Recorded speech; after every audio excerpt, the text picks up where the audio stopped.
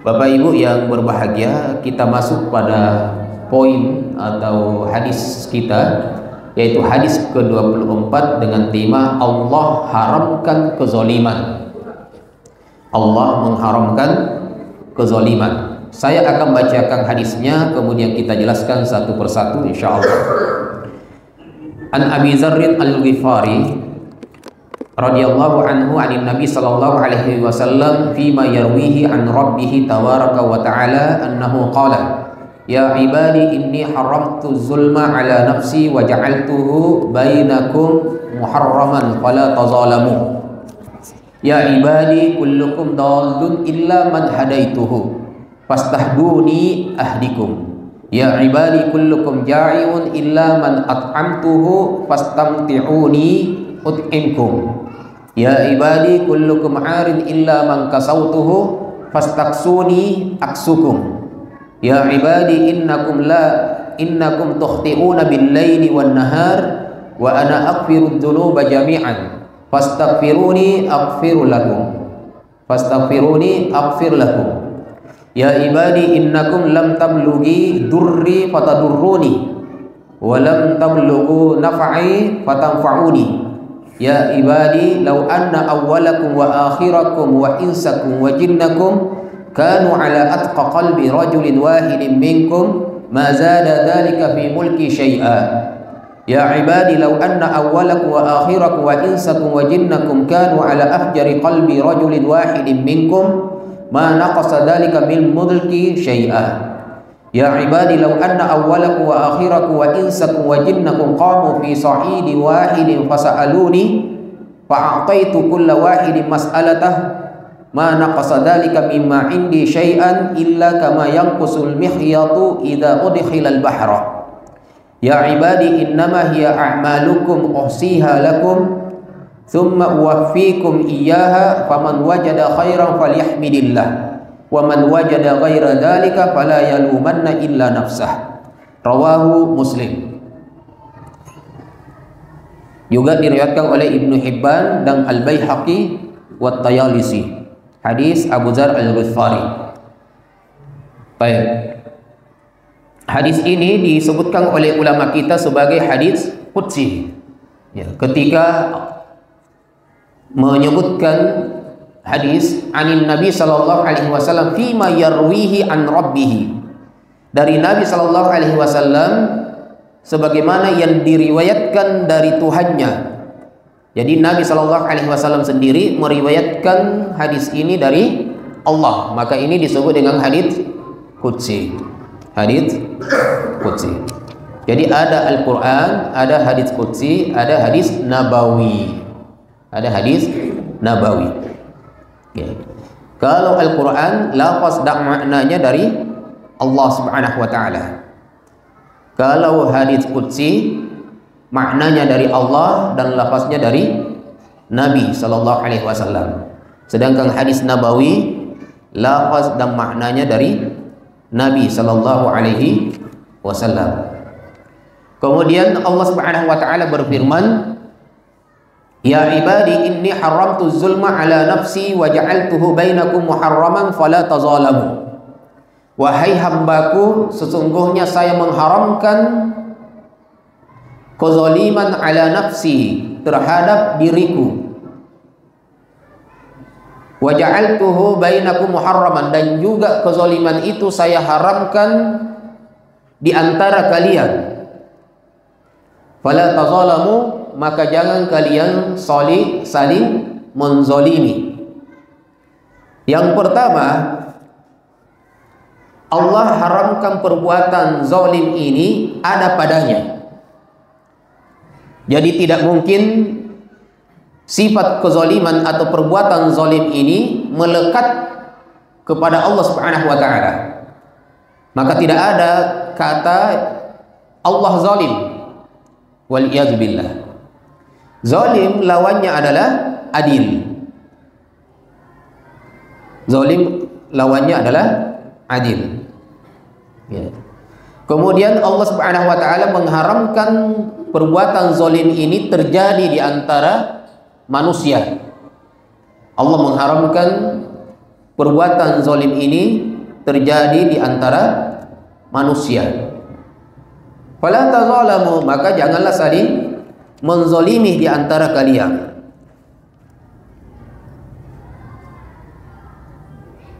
Disebutkan oleh Imam An-Nawawi rahimahullah ta'ala pengertian daripada az-zulm, yaitu mujawazatul haddi wat tasarruf fi mulkil ghairi, fi milkil ghairi. Beliau mengatakan zalim itu adalah melampaui batas dan mencampuri milik orang lain. Jadi melampaui batas dan mencampuri milik orang lain, meletakkan sesuatu bukan pada tempatnya, itu namanya zalim. Artinya ketika orang itu sudah tidak adil, maka yang terjadi adalah zalim. Dan ketika orang bersifat adil, maka tidak mungkin melakukan kezaliman. Ya. Maka ketika kita mengatakan Allah Maha Adil, tidak akan mungkin terjadi sifat zalim ini ada pada Allah Subhanahu wa taala.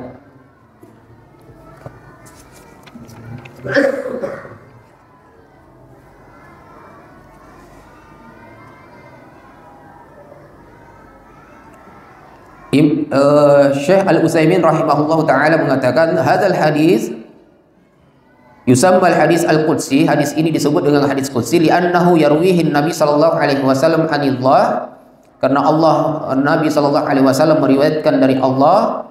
Kemudian Allah berfirman, ya ibadi inni haramtu zulma ala nafsi wa ja'altuhu bainakum muharraman. Maknanya adalah bayyana Allah azza wa jalla fi hadzal hadis annahu harramaz zulma ala nafsi. Allah mengharamkan perbuatan zalim ini pada dirinya. Fala yazlimu ahadan, maka tidak mungkin Allah menzalimi seorang pun. La bi ziyadati sayyi'atin wala bi naqsi hasanah. Tidak dengan menambah keburukan pada seseorang dan tidak juga mengurangi kebaikan seseorang. Jadi ketika Allah membalas kebaikan dengan kebaikan, keburukan dengan keburukan, apa yang telah Allah tetapkan itu Allah tidak akan mengurangi.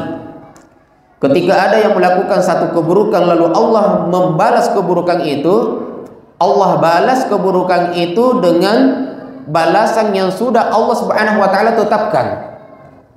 Sedikit pun Allah tidak akan menambah keburukannya. Begitu juga ketika Allah Subhanahu wa taala membalas kebaikan hambanya dengan kebaikan, lalu terkadang juga Allah melipat gandakan 10 kali lipat, bahkan 700 kali lipat, bahkan lipatan yang tak terhingga. Itu juga dengan sesuai ketetapan Allah Subhanahu wa taala, sesuai dengan aturan.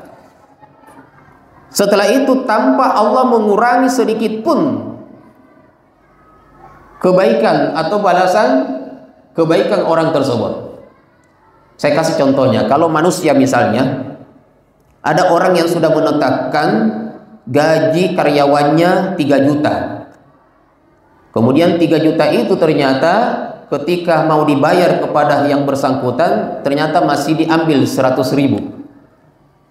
Allah Subhanahu wa taala ketika sudah menetapkan bahwa kebaikannya ini akan dilipat gandakan 10 kali lipat, maka sedikit pun dari lipatan itu Allah tidak akan kurangi. Allah tidak akan kurangi.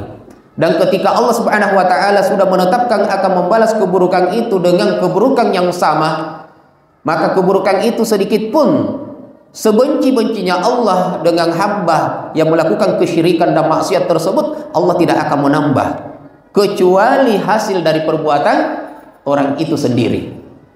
Berbeda dengan manusia, terkadang orang tidak adil ketika benci kepada seseorang, melakukan satu keburukan, maka keburukan itu terkadang ditambah dengan keburukan dari kebenciannya kepada orang itu, dari kebenciannya. Saya kasih contoh Bapak Ibu sekalian, kita dosen, ada mungkin di sini guru, terkadang mungkin kita akan memberikan nilai kepada mahasiswa atau siswa kita. Nilainya mungkin sudah dapat 90. Ya. Dengan melihat hal-hal yang lain bisa bertambah bisa berkurang 90 itu. Ya. Akhlaknya baik. Mungkin ada yang nilainya 50. jatuh nilainya. Masih bisa kita tambah dari 50 itu dengan melihat mungkin akhlaknya baik, atau terkadang itu masih objektif kalau akhlaknya baik, karena itu masih ada penilainya. Terkadang orang sudah tidak objektif karena pernah membantunya. Nah, ini sudah di luar daripada ranah penilaian yang sebenarnya. Pernah membantunya, ya, dan seterusnya. Terkadang orang, kalau manusia yang akan menilai Bapak Ibu sekalian, itu tidak akan sesempurna dengan keadilan Allah Subhanahu wa Ta'ala. Allah Subhanahu wa Ta'ala berfirman, "Wa man ya'mal minas solihati wa huwa mu'min fala yakhafu zulman wala hadma." Dan barang siapa yang beramal atau berbuat suatu kebaikan dan dia adalah mukmin, maka dia tidak perlu khawatir akan kezaliman terhadapnya, dan dia tidak perlu khawatir akan pengurangan haknya. Ketika seseorang itu melakukan satu kebaikan, maka kebaikan itu Allah akan membalas seutuhnya. Allah tidak akan mengurai kebaikan dari hasil yang dilakukan oleh seseorang itu. Dan tidak mungkin hasil kebaikan itu akan ada kezaliman di dalamnya. Contoh, kita ambil lagi kasus manusia. Manusia bisa jadi terjatuh dalam kezaliman. Ada orang yang melakukan suatu kebaikan, tapi orang tersebut mungkin dibenci oleh orang yang mau menilai ini. Maka tadi, kalau sekiranya dosen terhadap mahasiswanya, guru terhadap siswanya, yang tadinya dia mendapatkan nilai 80, maka ketika dia lihat kesehariannya, pertama dia mungkin malas, yang kedua muncul kecurigaan, jangan sampai ujiannya nyontek, akan muncul kira-kira yang tidak seharusnya muncul. Ya, mungkin 90 tadi akan berkurang menjadi 80. Maka ini padahal capaiannya sudah 90. Kenapa dikurangi? Kenapa dikurangi? Karena ini manusia. Tapi Allah Subhanahu wa Ta'ala, siapa yang sudah melakukan satu kebaikan, maka Allah tidak akan mendatangkan kezaliman pada kebaikan itu. Allah tidak akan kurangi kebaikan yang telah dilakukan, dan tidak perlu khawatir akan dikurangi haknya. Kalau dia berhak mendapatkan nilai sekian, maka nilai itu tidak akan jatuh kepada orang lain dan tidak akan mungkin tidak didapatkan.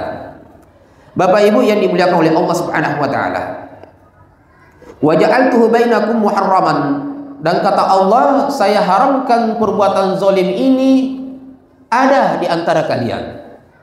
Jadi walaupun terjadi kezaliman, hal-hal yang tidak adil di antara manusia, tentu itu adalah perbuatan yang tidak menjadi suatu perbuatan yang tidak baik. Apapun yang Allah tidak sukai, apapun yang menjadi larangan Allah Subhanahu wa Ta'ala, tentu itu sudah menjadi sifat yang buruk. Maka ketika Allah mengatakan saya haramkan kezaliman di antara kalian, kalian zalim di antara satu sama lain, maka tentu kezaliman ini, perbuatan yang tidak adil tadi ini adalah perbuatan yang haram dilakukan oleh manusia. Jadi bukan hanya Allah mengharamkan pada dirinya, tetapi perbuatan ini memang perbuatan yang buruk yang harus dihindari oleh setiap hambanya. Kemudian kata Allah Subhanahu wa Ta'ala, ya ibadi kullukum dallun illa man hadaituhu fastahduni ahdikum. Wahai hambaku, kalian semua adalah sesat kecuali yang aku berikan hidayah. Maka mintalah hidayah kepada aku, niscaya aku akan berikan hidayah itu. Faedahnya adalah bahwa manusia awalnya adalah tidak mengetahui apa-apa, tidak bisa membedakan yang hak dan yang batil. Dalun, sesat di sini adalah bahwa asalnya manusia itu adalah orang yang tidak bisa mengenal mana yang baik dan mana yang buruk. Itu asalnya manusia. kecuali yang Allah berikan hidayah. Kecuali yang Allah berikan hidayah, taufiknya, petunjuknya. Al-ibadu kulluhum dallun fil ilmi wa fil amali illa man hadahu Allah azza wa jalla.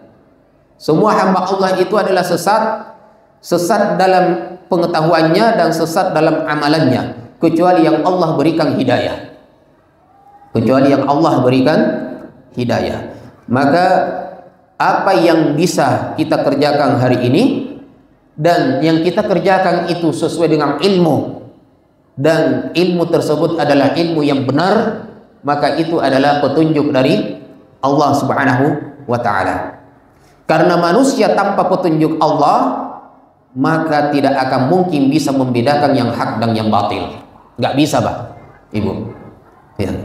Jadi sepintar-pintarnya kita hari ini, yang memberikan ilmu itu adalah Allah.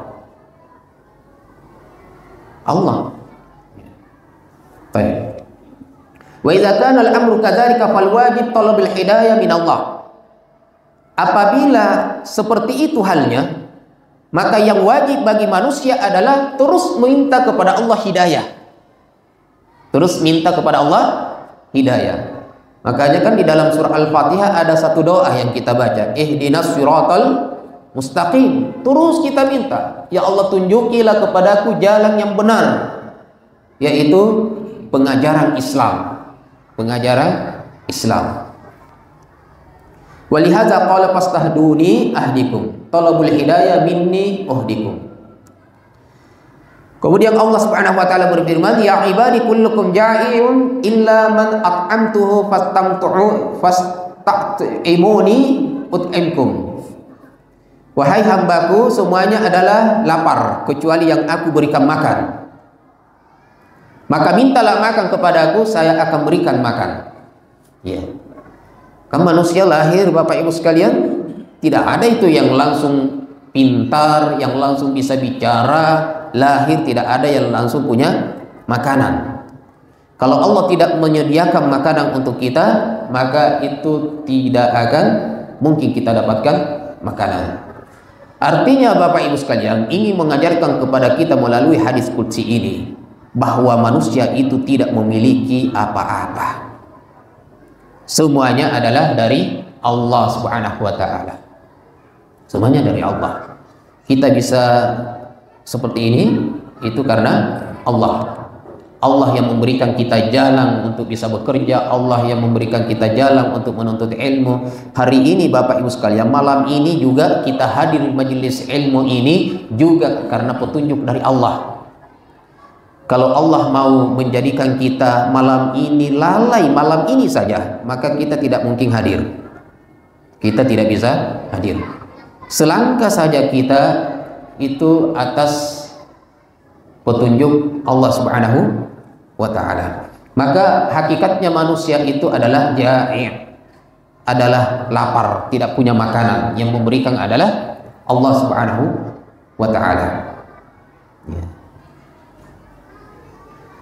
Allah Subhanahu wa ta'ala berfirman di dalam surat Al-Waqi'ah ayat 63 sampai ayat ke-65. A'udzu billahi minasyaitonir rajim. Afara'aitum ma tahrusun a antum tazra'unahu am nahnu zari'un law nasha'u laja'alnahu hutaman fazaltum tafakkahun.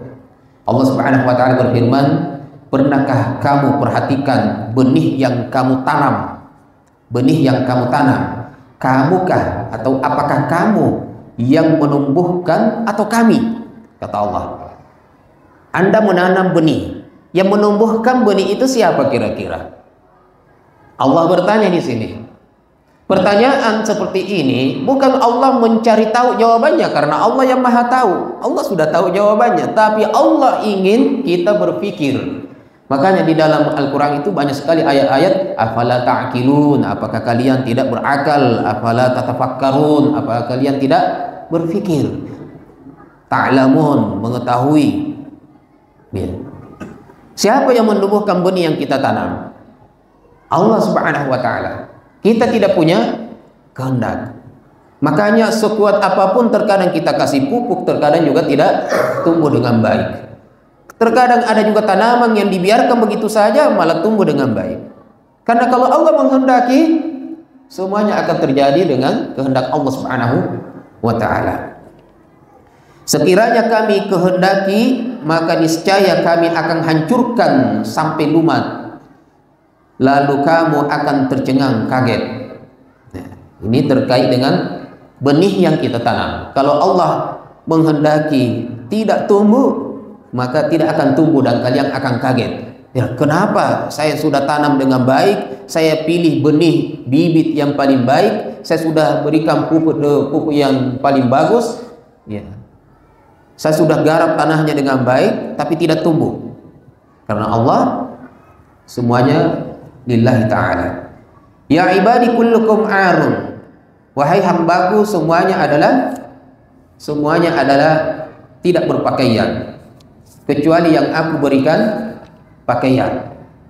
Illa man kasautuhu fastaksuni aksukum, maka mintalah pakaian, aku akan beri. Ini semuanya sejalan dengan tadi, ya. Ini adalah rincian dari awal dan seterusnya, ya. Bahwa manusia datang dengan tidak berpakaian, yang memberikan pakaian adalah Allah Subhanahu wa ta'ala, maka mintalah pakaian. Mintalah pakaian, Allah pun akan memberi. Banyak yang mengkiaskan hadis ini Bapak Ibu sekalian, ini termasuk dengan makanan, pekerjaan, tempat tinggal, pakaian. Hadis ini itu dikiaskan ke sana, ya. Makanan, pakaian, tempat tinggal, bahwa semua yang kita hasilkan pada hari ini itu adalah Allah Subhanahu wa ta'ala yang menghendaki kita memilikinya, ya. Maka mintalah kepada Allah Subhanahu wa ta'ala agar semua yang kita peroleh itu berada di jalan yang halal, sesuai yang Allah inginkan. Ya ibadi kullukum tukhti'un. Mana min? Ya ibadi kullukum innakum tukhti'un bil laili wan nahar wa ana aghfiru dzunuba jami'an fastaghfiruni aghfir lakum. Wahai hambaku, sesungguhnya kalian melakukan kesalahan malam dan siang, dan saya mengampuni dosa-dosa kalian seluruhnya. Maka mintalah ampun kepadaku, saya pun akan mengampuni. Dalam sebuah hadis dikatakan kullu bani Adam khata'un. Setiap anak cucu Adam itu melakukan kesalahan. Wa khairul khata'inat tawwabun, dan sebaik-baik orang yang melakukan kesalahan adalah yang bersegera bertobat, ya, yang segera bertobat. Fannasu yukhti'una lailan wa naharan. Manusia itu Bapak Ibu sekalian, sesoleh apapun itu, ya, sesoleh apapun itu, akan ada saja kesalahan yang dilakukan. Kalau dia tidak salah di malam, maka di siang harinya. Kalau dia tidak jatuh dalam kesalahan di malam hari, di siang hari. Kalau dia siang harinya, mungkin di malam harinya.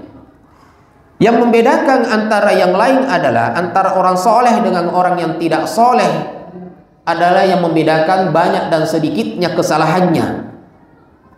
Tetapi hampir manusia itu siang dan malam itu jatuh dalam kesalahan, baik secara sengaja maupun tidak sengaja. Karena kesalahan itu bukan hanya ketika orang itu bermaksiat. Kesalahan itu bukan hanya ketika orang itu minum khamar. Kesalahan itu bukan hanya ketika orang itu berzina, berjudi, membunuh orang.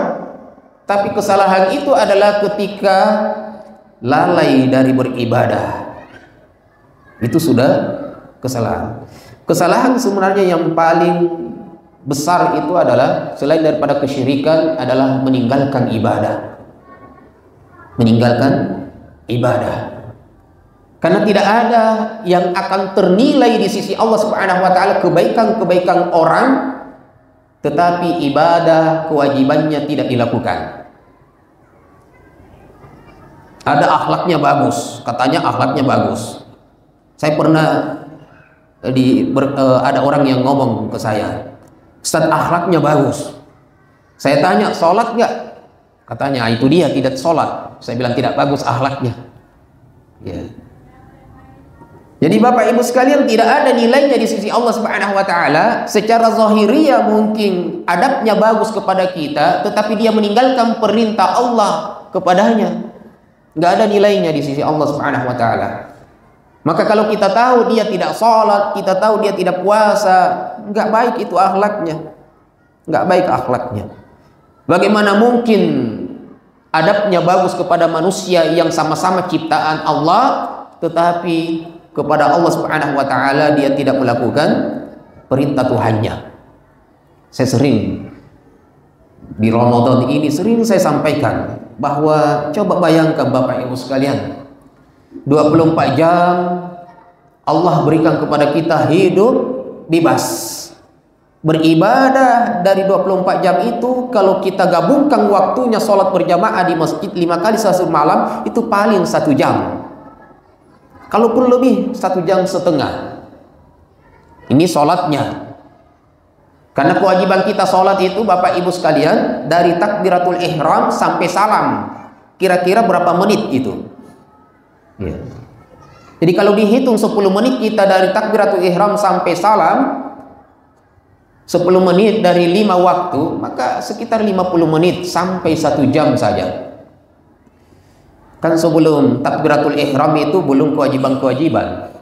Kewajiban kita adalah takbiratul ihram sampai salam. Setelah salam, kalau kita pun mau berhenti meninggalkan orang yang berzikir, juga kita sudah mengerjakan ibadah kita, kewajiban kita. Karena yang lainnya tersisa sunnah. Kita sudah melaksanakan satu kewajiban. Berapa menit itu? Takbir sampai salam. Enggak lama. Begitu juga dengan puasa Ramadan. Coba, puasa Ramadan hanya sebulan dari 12 bulan. Ternyata masih banyak yang tidak puasa. Di bulan Syawal ini hanya menambah 6 hari. Tapi ternyata banyak juga yang tidak mengambil 6 hari itu. Bapak Ibu yang dimuliakan oleh Allah Subhanahu wa taala. Maka manusia itu adalah tempatnya salah, tetapi sebaik-baik manusia adalah orang yang segera bertobat dari kesalahannya. Innal hasanati yudhibnas sayyi'at, kata Allah. Sesungguhnya kebaikan-kebaikan itu mampu menghapus dosa keburukan-keburukan. Dosa keburukan syirik pun itu bisa terhapus dengan bertaubatun nasuha. Apalagi dosa-dosa kecil yang kita lakukan setiap hari, itu juga mampu terhapus dengan amal soleh. Kita sudah sering mendengar mungkin penceramah kita, man shoma Ramadan imanan wa ihtisaban ghufira lahu ma taqaddama min dambi. Siapa yang berpuasa Ramadan dengan penuh keimanan mencari ridha Allah Subhanahu wa taala, maka akan diampuni dosa-dosanya yang lalu dengan berpuasa. Man shoma yauman fi sabilillah ab'adallahu wajhahu anin nar sab'ina kharifa. Siapa yang berpuasa sehari saja di jalan Allah Subhanahu wa taala, Allah akan jauhkan wajahnya dengan api neraka sepanjang perjalanan 70 tahun. Coba bayangkan Bapak Ibu sekali, sehari berpuasa, ini amalan sunnah maupun wajib. Sehari kita berpuasa, pahala yang Allah berikan, ganjaran balasan yang Allah berikan adalah Allah jauhkan wajah kita ini dari api neraka. Yang kalau kita berjalan dari sini ke api neraka itu, kita jalan kaki mencapai waktu 70 tahun berjalan. Itu sudah sangat jauh sekali. Ditambah hari kedua, dikali 7, berarti 2 kali 70 kalau kita mau hitungan kasarnya. Kalau 6 hari kita berpuasa, kalau banyak puasa kita, itu Masya Allah. Bapak Ibu sekalian, olehnya itu kalau amal soleh lakukan saja, ya. Jangan terlalu banyak berpikir, karena setiap amal soleh yang kita lakukan itu Allah akan menghitung. Nggak ada yang sia-sia, nggak ada yang sia-sia. Nggak seperti manusia Bapak Ibu sekalian, harus dilihat orang. Enggak. Sekarang mau berbuat apa saja tidak perlu dilihat orang, karena Allah tetap setiap yang kita amalkan itu Allah akan mencatat dan Allah akan membalas setiap catatannya. Baik, Bapak Ibu yang dimuliakan oleh Allah Subhanahu wa taala. Kemudian, ya ibadi innakum lan tablughu durri fatadurruni wa lan tablughu nafa'i fatanfa'uni. Kata Allah, ya wahai hambaku, sesungguhnya kalian tidak akan mampu memberikan mudarat kepadaku dan tidak akan mampu memberikan manfaat kepadaku. Sehingga jadi kalian hamba Allah tidak akan bisa mampu memberikan mudarat sehingga akan memberikan mudarat. Kalian tidak akan bisa memberikan manfaat sehingga akan memberikan manfaat kepada Allah. Tidak bisa. Ya ibadi law anna awwalakum wa akhirakum wa insakum wa jinnakum kanu ala atqa qalbi rajulin wahidin minkum ma zada dzalika fi mulki syai'an. Coba perhatikan Bapak Ibu, sekiranya orang-orang yang pertama, dari ciptaan Allah yang pertama, hamba-hamba Allah yang terdahulu sampai hamba Allah yang terakhir, baik dari kalangan manusia maupun kalangan jin, berarti dari Nabi Adam dan jin yang Allah ciptakan di awal itu sampai jin yang terakhir yang Allah ciptakan nanti dan manusia yang terakhir yang Allah ciptakan, mereka bersatu menjadi hamba Allah yang paling bertakwa hatinya kepada Allah, menjadi orang yang paling bertakwa kepada Allah Subhanahu wa ta'ala, ma zada dzalika fi mulki syai'an, itu tidak akan mampu menambahkan kerajaanku sedikit pun. Jadi manusia itu Bapak Ibu sekalian, ketika beramal itu bukan bermanfaat kepada Allah, tapi kepada orang yang beramal itu sendiri. Tidak akan mengurangi kerajaan Allah dengan banyaknya orang bermaksiat, dan tidak akan menambah kerajaan Allah, keagungan kemuliaan Allah dengan banyaknya orang yang bertakwa. Bertakwa manusia, sekiranya pun semua orang yang Allah ciptakan, jin maupun manusia, tidak ada lagi yang bertakwa, tidak ada yang menyembah kepada Allah, Allah tetap Allah. Allah tetap Rabbul Alamin. Allah tetap adalah Tuhannya semesta alam. Tidak akan pernah berkurang kerajaan dan kekuasaan Allah Subhanahu wa ta'ala. Ya ibadi law anna awwalakum wa akhirakum wa insakum wa jinnakum kanu ala afjari qalbi rajulin wahidin minkum ma naqasa dzalika min mulki syai'an. Wahai hambaku, kalaupun sekiranya dari hamba-hamba yang terdahulu sampai orang-orang yang terakhir, hamba Allah yang terakhir, baik dari kalangan manusia maupun kalangan jin, mereka menjadi orang yang paling fajir, orang yang paling jahat di antara kalian. Mereka berkumpul menjadi orang-orang yang paling jahat, menjadi hamba yang paling jahat. Ma naqasa dzalika min mulki syai'an, itu tidak akan mengurangi kerajaanku sedikit pun. Ya ibadi law anna awwalakum wa akhirakum wa insakum wa jinnakum qamu fi sa'idin wahidin fasa'aluni. Sekiranya dari hamba Allah yang pertama sampai yang terakhir, baik dari manusia maupun jin, semuanya minta kepada Allah Subhanahu wa ta'ala. Semuanya minta dengan berbagai macam permintaan. Berapa banyak ciptaan Allah? Manusia sudah berapa banyak yang hidup dan berapa orang yang mati? Berapa jin yang Allah ciptakan sampai hari ini? Dan terhitung dari awal jin dan awal manusia sampai jin terakhir dan manusia terakhir, mereka berkumpul semuanya minta kepada Allah dengan permintaan yang sangat banyak. Fa'ataitu kulla wahidin mas'alatahu, lalu saya berikan setiap hamba tersebut apa yang ia minta, tidak sedikit pun dikurangi. Ma naqasa dzalika mimma indi syai'an, tidak akan sedikit pun mengurangi apa yang saya miliki. Kan beda kalau manusia. Kalau saya punya 10 buku, saya kasih ibu 1, tersisa 9. Tapi ke Allah Subhanahu wa ta'ala, sebanyak apapun yang kita minta, semua manusia dan jin minta, itu tidak akan mengurangi apa yang Allah miliki. Allah Maha Kaya. Ma naqasa dzalika mimma indi syai'an illa kama yanqusul mihyatu idza udhilal bahra, kecuali hanya seperti sebatang jarum yang dimasukkan ke laut. Hanya seperti sebatang jarum yang dimasukkan ke laut. Bagaimana jarum itu kalau dimasukkan ke laut, kemudian kita angkat, nggak ada bekasnya. Nah, kita tutup karena sisa 1 baris, 2 baris. Ya ibadi innama hiya a'malukum uhsiha lakum. Wahai hambaku, sesungguhnya itulah amalan kalian yang saya catat untuk kalian. Summa uwaffikum iyaha, lalu kami balas Faman wajada khairan falyahmidillah, maka barang siapa yang mendapatkan kebaikan maka hendaklah ia memuji Allah Subhanahu wa taala.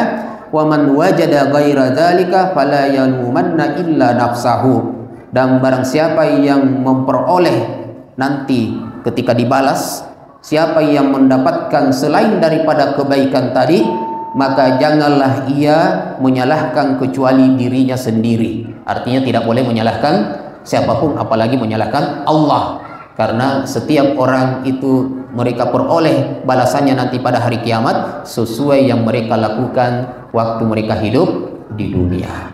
Ini Bapak Ibu sekalian kita cukupkan, lebih dan kurangnya mohon dimaafkan.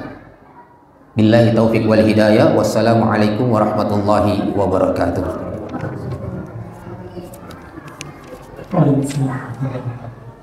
Alhamdulillah Bapak Ibu sekalian, kita sudah dengarkan syarah hadis yang ke-24 yang mengandung begitu banyak pelajaran, begitu banyak hikmah yang Allah dan Rasulnya sampaikan di dalam hadis ini, bahwa ternyata kita adalah makhluk yang lemah, makhluk yang tidak punya apa-apa, sampai dikatakan saking tidak punyanya kita apa-apa, saking miskinnya kita, ternyata udara yang kita hirup pun bukan milik kita, karena udara yang kita hirup pasti akan kita hembuskan kembali.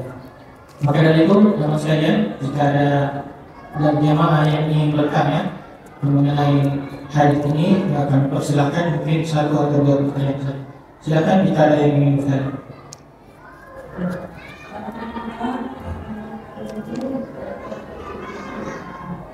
Tidak ada?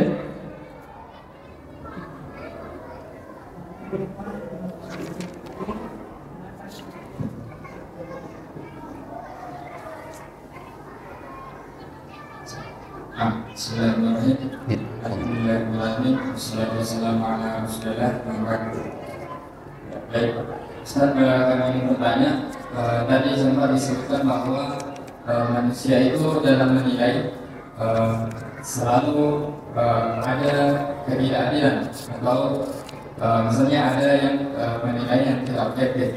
Jadi kami ingin bertanya, Ustaz, bagaimana jika seseorang itu menilai, misalkan dalam segi akademik itu kita menilai, namun ada juga pertimbangan pribadi bahwa anak ini misalnya sudah telah berusaha lebih daripada yang lain. Jadi bagaimana kita bersikap adil untuk memberikan penilaian terhadap mereka. Baik. Jadi manusia bukan tidak akan pernah adil, ya.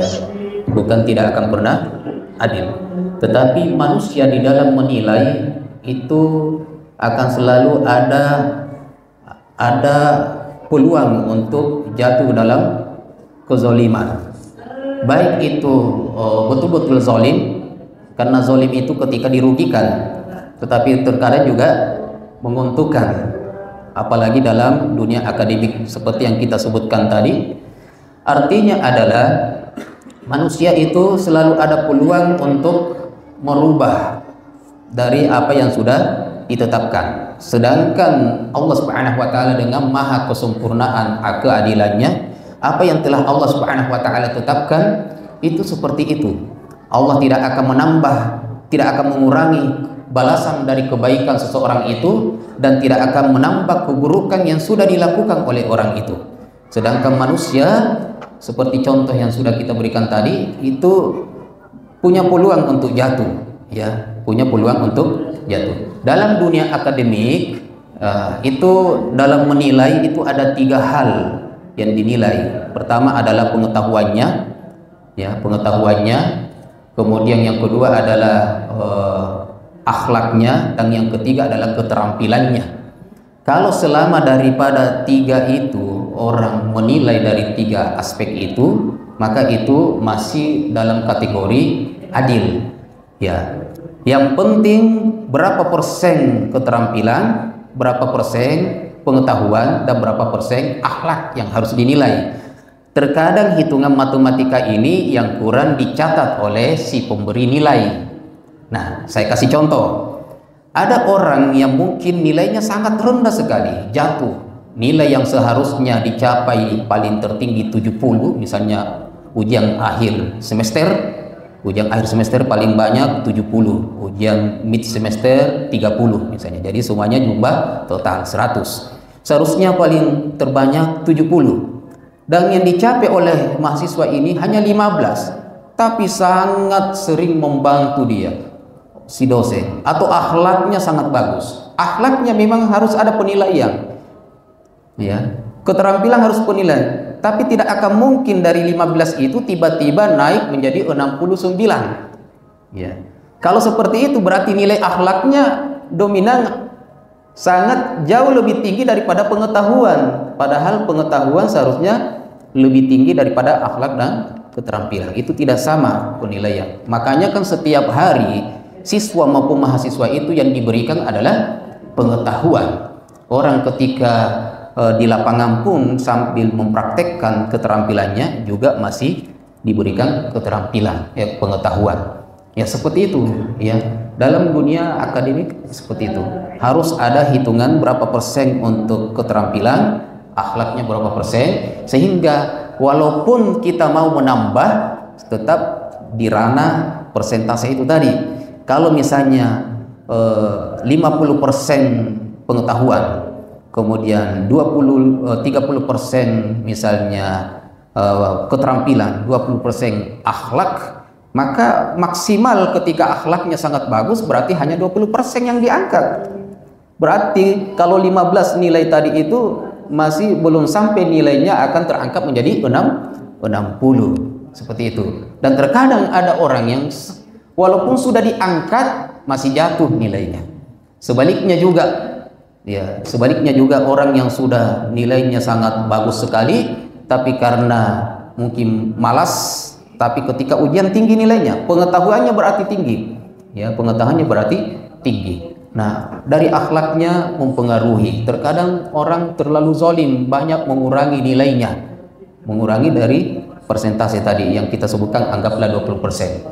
Artinya Bapak Ibu sekalian, apapun itu harusnya ada ukuran masing-masing. Mungkin gitu. Barakallahu fikum.